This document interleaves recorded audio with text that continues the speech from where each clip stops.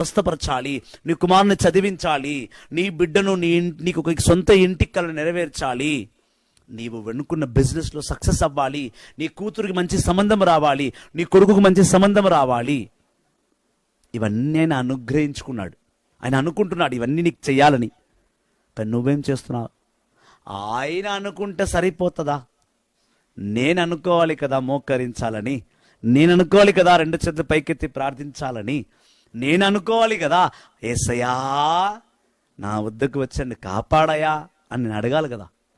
మోషే వెళ్ళి అడిగాడు, ఏమని? నేను దాహముగా ఉన్నానయ్యా, నాకు నీరు ఇవ్వు అన్నాడు. బండ నుండి నీటి ఇచ్చాడు. అయ్యా నా ప్రజలు ఆహారము కావాలి అనమాడుతున్నా అంటే మన్నాని ఇచ్చాడు. మోషే అడిగాడు, దేవుడు ఇచ్చాడు.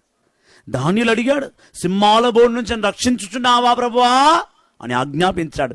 దేవుడు సింహాల బోర్డు నుంచి దానియేలుని రక్షించాడు.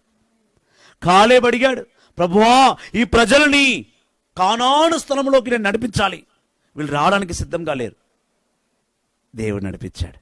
కాలేబు అడిగాడు, దేవుడు కానానులోకి నడిపించాడు. జోషువ అడిగాడు, ప్రభువా యెరికో గోడను కూల్చాలి, ఇది నీ అనుగ్రహం ఉన్నదా? దేవుడు యెరికో గోడను ఈటతో సుత్తతో కాదు, పాటలతో యెరికో గోడను కూల్చాడు. జోషువ అడిగాడు, దేవుడు గోడను కూల్చాడు. యెషయా అడిగాడు, ప్రభువా నీ ప్రజల కొరకు నేను ఏమి చేయాలి? యెషయా గ్రంథం 6వ అధ్యాయం. ప్రభు అన్నాడు, నీవు పవిత్రపరచుకొని నా ప్రవచనాన్ని ప్రకటించు. యెషయా అడిగాడు, దేవుడు నెరవేర్చాడు. యెరెమీయా అడిగాడు, దేవా బావిలో ఎండిపోయిన బావిలను పడవేశారయ్యా, నేను పైకి రావాలని తలచుచున్నాను. దేవుడు వెంటనే ప్రజల్ని పంపించి, తన దూతలను పంపించి, తన సేవకులను పంపించి ఎండిపోయిన బావి నుండి యెరెమీయా నుండి బయటికి తీశాడు. పేతురు, బరబ్బా, ఫిలాస్ సరసాల్లో బంది ఉన్నప్పుడు దేవుని అడిగారు, దేవా నన్ను విడిపించవా, నేను పరిచర్య చేయాలి, నిన్ను స్తుతించాలి, ఆరాధించాలి, నేను ప్రేమించాలి, నీ వాక్కును ప్రకటించాలి, నన్ను రక్షించు. ప్రజలు ప్రార్థించారు, ప్రభు రక్షించాడు.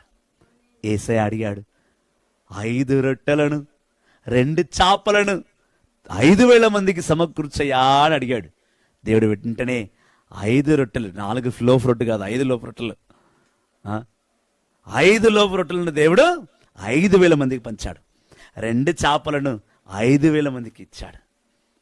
దైవ కుమారుడే దైవ కోరికను అడిగినప్పుడు దైవ సంకల్పము చేయ ఉన్న యేసు స్వామి ఆ సంకల్ప కార్యుణ్ణి, ఆ సమస్తమును ఎరిగిన దేవుడు